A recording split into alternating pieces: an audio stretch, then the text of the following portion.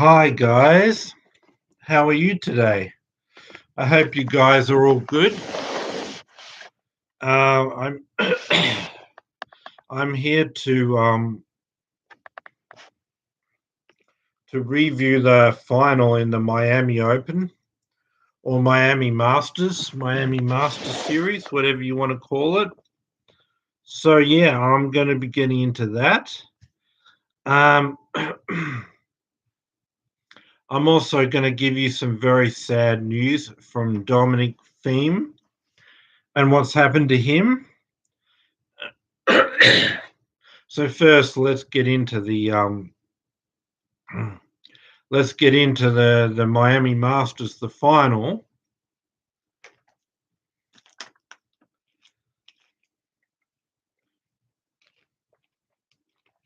So what I just thought,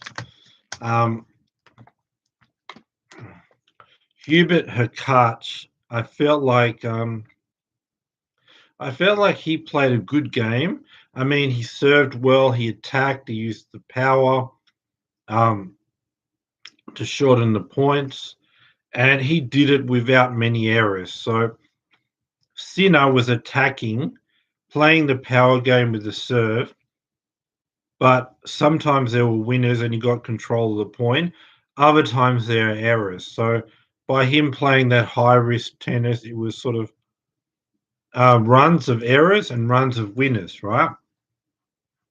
But Hubert Hurkacz had the same power as him and hit the winners and had the same ability to take control of the point, right? But the difference was Hubert Hurkacz had few errors. Whereas when Sinner tried to do it, sometimes it worked out. He took control of the point. He overpowered Hurkacz. He moved him around, hit winners, and you really saw the power game, shortening the point, taking control. But then other times, by him trying to play the power game, shorten the point, take control of the point, overpower Hurkacz, it was a run of errors. Whereas Hurkacz could play that power game, attacking hard near the line, risky kind of a game, but and get the winners and get the control of the points, but he didn't seem to be risking much, right? So he was getting the winners, he was getting the power game, he was getting control of the rallies, but there weren't errors to go along with that, right? Whereas when Sinner did that, there were winners and there were great shots, but there were also errors. And usually, when you say, "Oh, I'm going to play a power game, I'm going to hit the ball hard near the lines," right?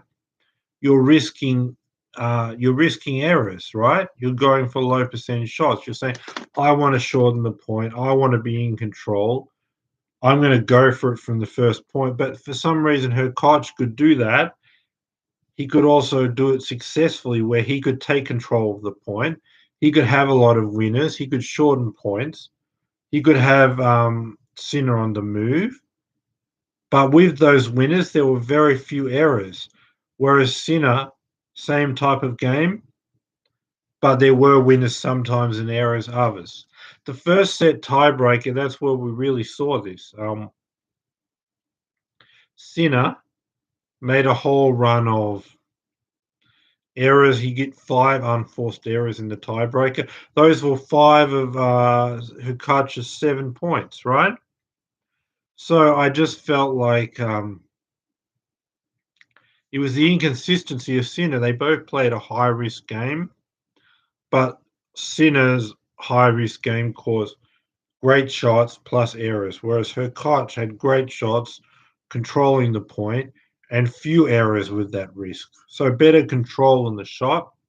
But like I said, the first set tiebreaker, what we saw is 5 unforced errors from Sinner.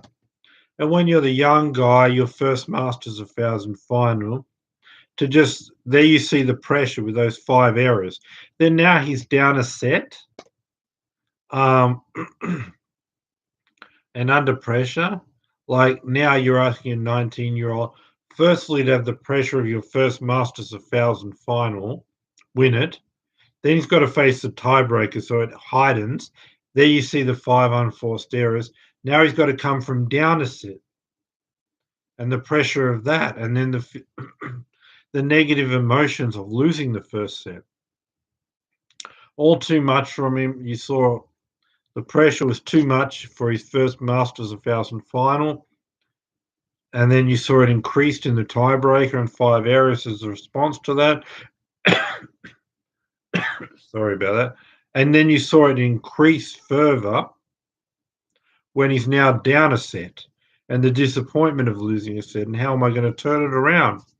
Way too much pressure for a young guy to be down a set to try to win his first Masters of 1000 from down a set and having to win 2 in a row under that kind of pressure. And then as a result, like I said, firstly, you see him going down a break in the first set. Then the pressure of being in a tiebreak in his first Masters of 1000 final. You see the 5 unforced errors. Then now down a set, the pressure of coming from down a set and winning 2 sets under sudden death situation. Then you see Sinner completely buckle and go down 4-love. So do you get my point? Like the pressure of just being in the final is one thing. The pressure of a tiebreaker increases, he gets worse. And the pressure of having to be coming down a set and turn it around and win 2 sets in a row under pressure. Then as the pressure increased, he got worse again and got down 4-love. So you could see the 19-year-old, you could see the inexperience, you could see the pressure under the final. You could see it as it increased in the tiebreaker. He got worse for the 5 errors. And you could see once he lost the set and under the pressure of losing a set to try to turn it around, in his first Masters 1000 final at this young age, the pressure increased and he got worse and went down 4-love. Then when he went down 4-love, he had nothing to lose. He went for it. He took some risks. He relaxed a bit. Played some good tennis, but as he made that second set closer, the pressure was there again. Sort of when Hurkacz serves out the title, a few errors there, and I think he hit about 3 or so unforced errors when Hurkacz sort of served it out. I'm pretty sure. Yeah, one of those points. I can't really exactly recall what happened at this point, but I know when Hurkacz served it out, one of the points he won on his own merit from playing well, but the rest of it was Sinner making errors. So, like I said, when the pressure was there coming out for his first final, Sinner fouled. When it was a tiebreaker, the pressure was higher. He fouled with the 5 errors, went down a set. Then the pressure of being down a set in your first Masters of 1000 final increased more. He's down 4-love. Then the nothing to lose, the comeback. And then when you make it close again, the pressure again as Hurkacz serves it out and a few errors there. Hurkacz wins it. I think it's just due to the fact that he's older, he's more experienced, he's seen more. They're both trying to break through their first Masters 1000, but the young guy, Sinner, didn't do well under pressure. Both guys have the big serve, the power game, I guess the Songa style. Attack, go for the line, shorten the point, take risks. But Hurkacz was able to do it by attacking and power game, going close to the line, shorten the point with winners and a lot of rally shots that caused forced errors. Whereas Sinner did it by being hot and cold, going for the lines, great shots, but then terrible errors. But a lot of the terrible errors were at the most important points because, again, he's young and the pressure of a Grand Slam, of a Masters of 1000 final was too much for him, and it was worse when he got into a tiebreaker and worse when he went down a set.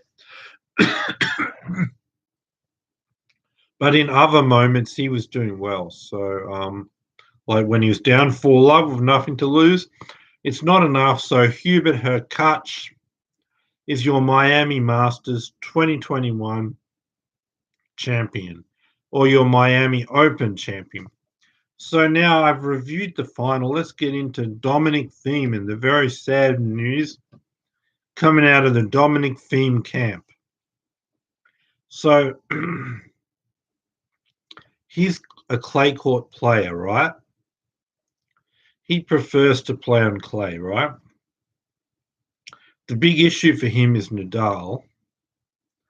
Um, but now he's coming into his best season, right?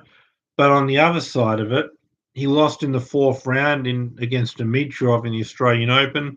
Looked horrible. Went to the Middle East. Lost in Qatar. Lost in Dubai.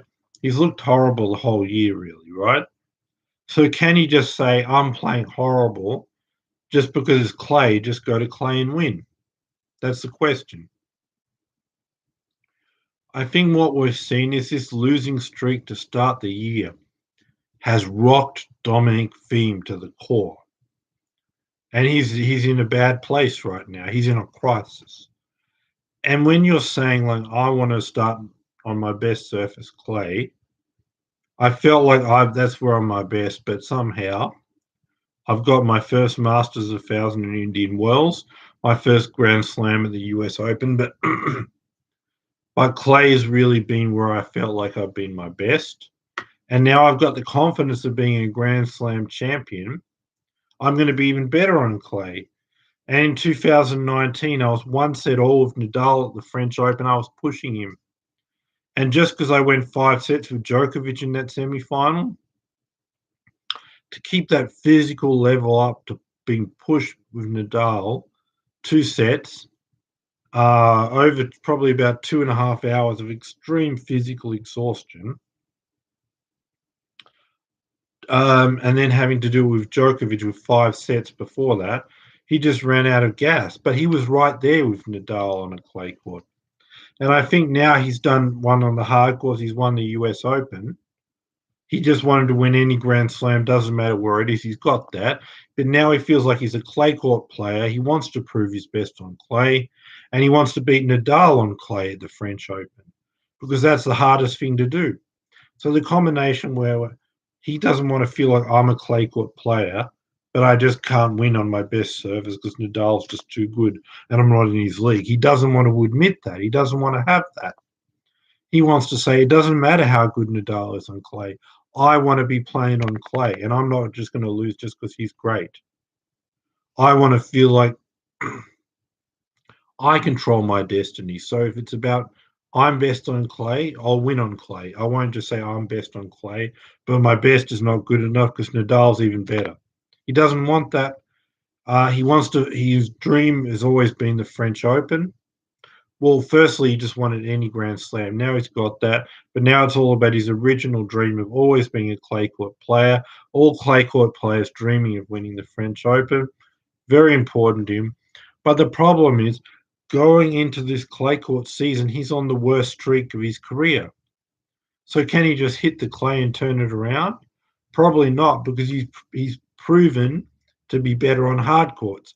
With the Indian Wells, with an Australian Open final in 2020, up 2 sets to 1 set away, and a US Open title. So if he's that off on hard courts, maybe moving to clay might be only a slight improvement. But he's nowhere near where he needs to beat Nadal. He's in an emotional crisis. To have a chance to beat Nadal at the French Open, you must be playing the best match of your life. And you might even need him to be a bit off, right?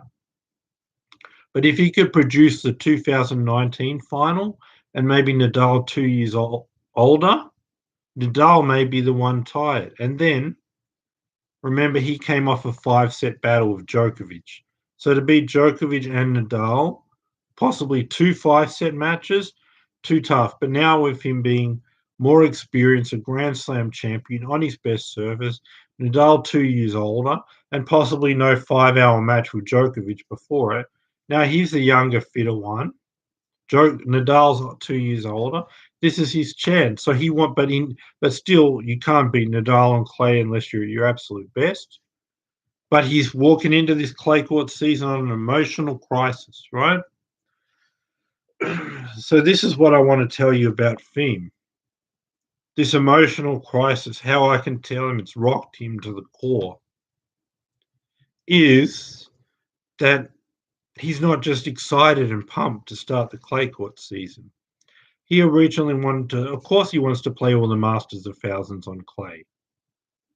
So you got Monte Carlo. Then in 2019, he beat Nadal in Barcelona. That's a big one. That was his original schedule, to go to Monte Carlo, to go to Barcelona. But what has Thiem done? Thiem has said, well, firstly, you're in a 500 tournament. That's when the better players. There's more money. There's more points. There's more prestige than a 250. So to not play in a 500 tournament and instead to play in a 250 would be really unusual. I mean, that week you got one in Belgrade, so Nadal should be in Barcelona, being from Spain, right? Djokovic will, I mean, he's going to a 250 in Serbia. He's Serbian. Of course, he wants to play at home. So that makes sense he would choose a 250. But for Thiem, who's Austrian, the 500 makes more sense. The chance to beat Nadal makes more sense, defending what you did in 2019. So for him to go and say, I won't play in a 500, I'll play, like, if he's not committed to any, it would be crazy enough to say, yeah, I have a choice, 250 in Belgrade or the 500 in Barcelona. I don't want to play in the 500. I want a 250. Now, that would be crazy enough. But then when you're already scheduled for a 500 in Barcelona, and now you say, I'm pulling out. And the reason I'm pulling out of the tournament is because I would rather play a 250. But yet my original plan was not to do that at all. But now, as we get close to the moment, I need to pull out of a more important 500 to play in a 250, right? So for me, I'm like, well, what motive could that be? Well, I think because he's so in a bad run and a lack of confidence, and he's playing terrible. Like, even though he'll be a bit better on clay, to beat Nadal on clay, he's mentally saying, I'm miles from there. To beat Nadal on clay, like, that's like the hardest challenge in tennis. And I would have to be at my 100 out of 100, but I'm at my worst right now. I have no confidence, so I'm not even going to try. So he's admitting defeat, and he's admitting his bad state by saying, I'm going to go so far not to even choose a 250 over a 500. I want to pull out of Barcelona just to be in a 250, right? But then you think, wait a minute, if that's what it's all about, the week before you got a Masters of 1000 in Monte Carlo. So he's going to be with Nadal. He's going to be with all the best players. So how does it help him to do that? And then the next week, say I'm pulling out of the tougher 500 in Barcelona with a lot of good players, including Nadal, for a 250. If he's going to face all the best players the week before, including Nadal, well, that would make it pointless. But now he goes ahead and pulls out of the Monte Carlo Masters. So now we see Thiem willing to give up a Masters of 1000 on his best surface clay so he can save himself in practice for a 250 the next week. This makes no sense. And then that same week, he's also willing to say, I want to pull out on he said, I want to practice. So a Masters of 1000 on clay, he wants to practice for a 250 next week. And then that same week, when there's two tournaments on, he's saying, I'm ready to play, but I need to pull out of a 500 so I can play that. I'm playing anyway, but I need to pull out of a 500 so I can play in a 250.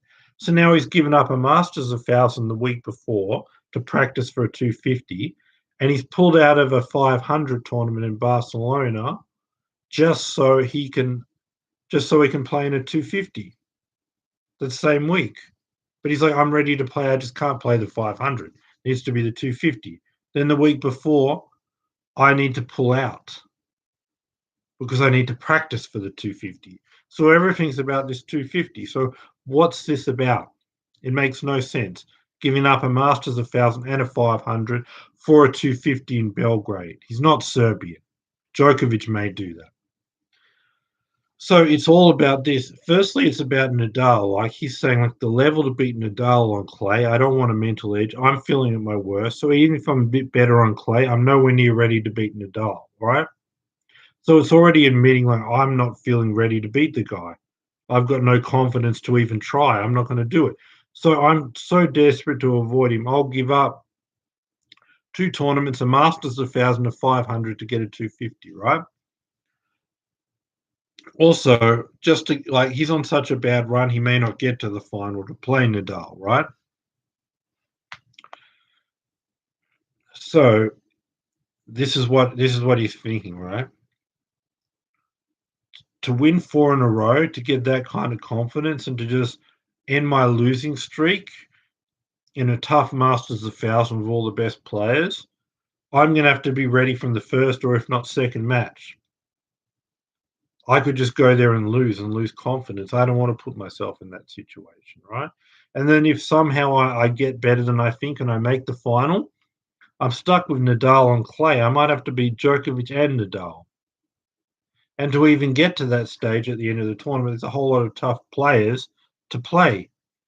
So he's like, um, I'm just in such a low state. I'm just gonna humiliate myself, and I'm just gonna drop my confidence worse. I'm gonna possibly, and if I do well enough to make the end, I could give a mental edge to Djokovic and maybe Nadal, right? So he doesn't want to do it. He doesn't want to put himself in that situation. So he goes to next week.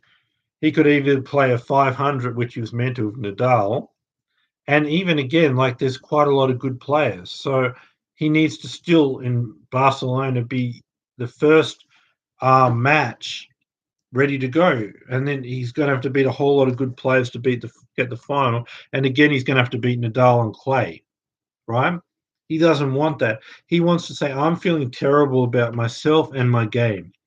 I just want to play a bunch of nobodies, get myself on a winning run, and feel better about my game," right? So by missing Monte Carlo, he doesn't extend the losing streak by playing in a tough tournament with a lot of good players, right?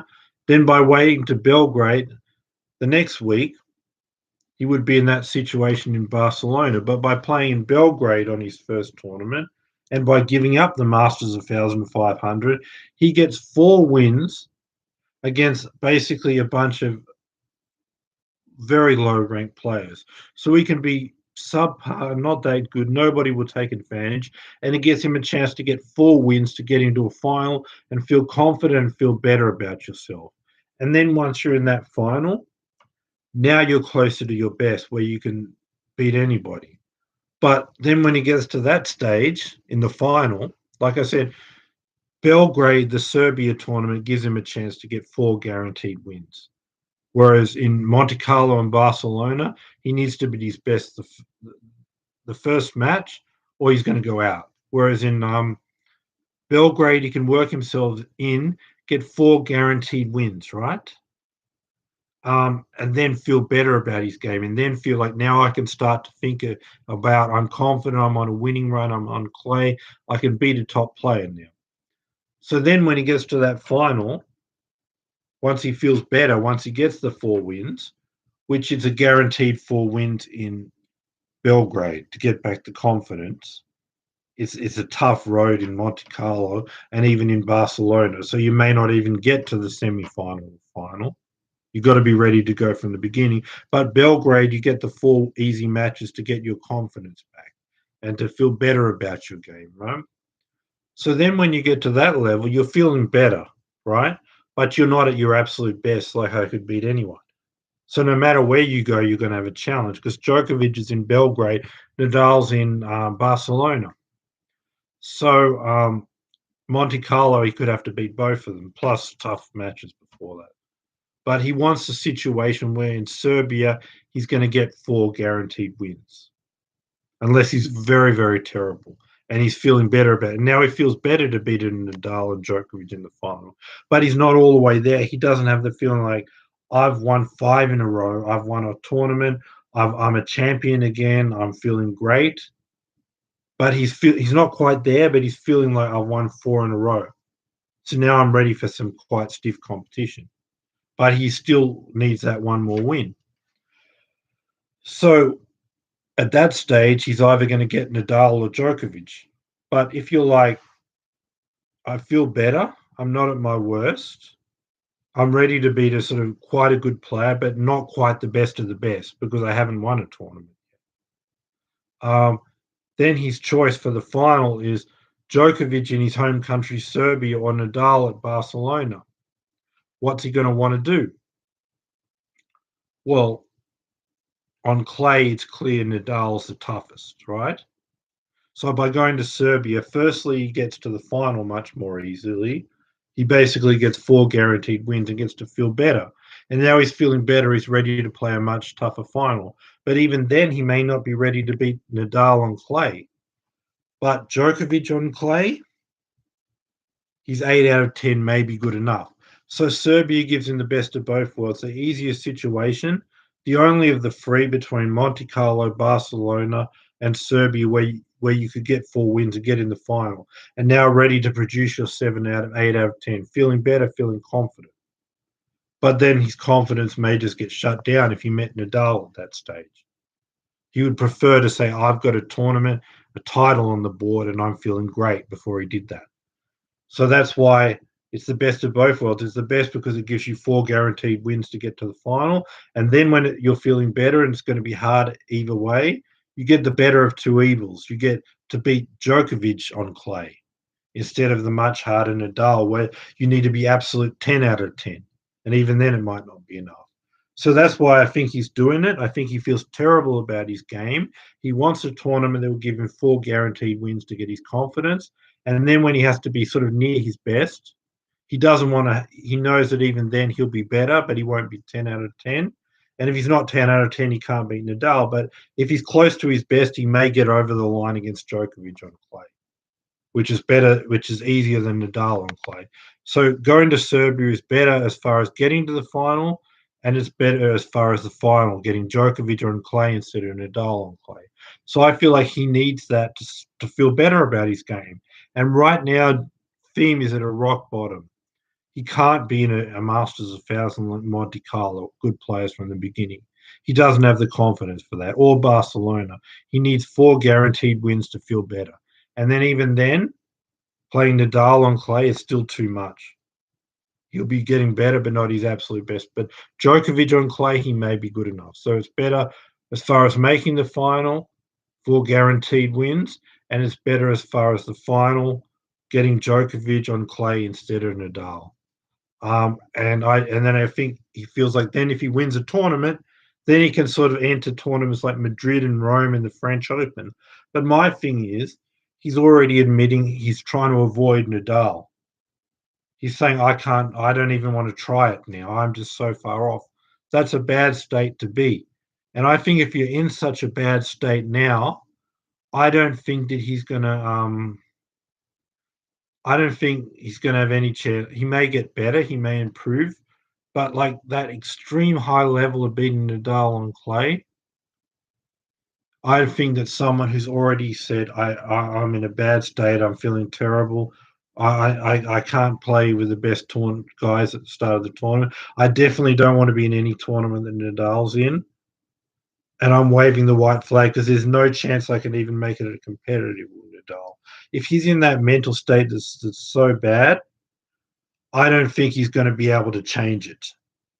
I think he may be better, but as far as the pressure of a Grand Slam final, thinking you could beat Nadal on Roland Garros, you can't go from saying, I'm so afraid of him, I won't play any tournament that he's in.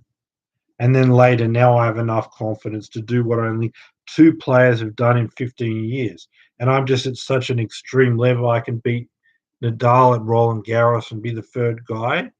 A guy who's feeling great about his game, maybe, but a guy who's so lacking on confidence, he doesn't even want to play in the same tournament as Nadal. He wants a tournament where he can get 4 guaranteed wins, and then when he's in the final feeling better, he needs it to be Djokovic, not Nadal. No, no, no, he's so far away, he may get better, but to go from the bottom of the barrel to beating Nadal at Roland Garros, it's just too far, too much. He's just so far away from that, it's ridiculous. So he's waving up the white flag. He doesn't even want to be in the same tournament as Nadal. he's feeling like he'll just be embarrassed. And the chances that if when he's feeling like that this clay court season, he could beat Nadal at Roland Garros, I think it's already over. I think mentally he's admitted deep down he knows he doesn't even want to try it. He wants to avoid him. And that's not going to change that much. That, like I said, he's playing a level that's going to beat a guy that's 100 wins and 2 losses at Roland Garros and one of the best performances in the history of tennis. He won't change from the bottom of the barrel to that level. Maybe better, but it won't be enough to beat him there. So I just think he's already admitting defeat, and it's a huge crisis. And I think Thiem is in a mental and emotional crisis, and he just feels like he just wants to play a whole lot of bottom players to feel better about himself, and that is just so far from being the third guy to ever beat Nadal at Roland Garros, and he's just in a bad state in his career in general. So I just wanted to share this sad Dominic Thiem news for you, as well as my review of the Miami Masters. So I'm going to make a few videos this week. I'm going to give you a clay court preview of the whole clay court season, and I just think tennis is in a interesting state, and I want to really talk about that. So I'll make another video, and then after I've done those 2 videos, probably next Monday, I'll do a preview of the Monte Carlo Masters. But yeah, I really want to talk about the state of tennis and just give you a clay court season preview. So be back for those videos. I'm also trying to get Roger here, Roger Federer, but we'll see if that's this week or a bit further on. But be back for those 2 videos. Subscribe, bell notification, thumbs up. You're going to love this channel. You really feel like your subscription was worth it. And if you've already subscribed, just be back for my future videos. So subscribe, bell notification, give me the thumbs up. Thanks for watching. Bye for now. Bye, guys. Thanks a lot for watching.